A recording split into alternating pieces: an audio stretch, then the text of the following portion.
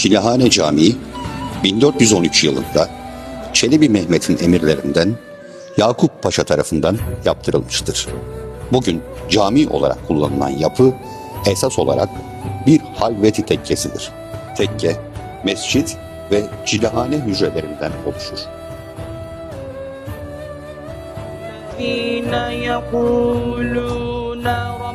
ربنا هب لنا من أزواجنا وذرياتنا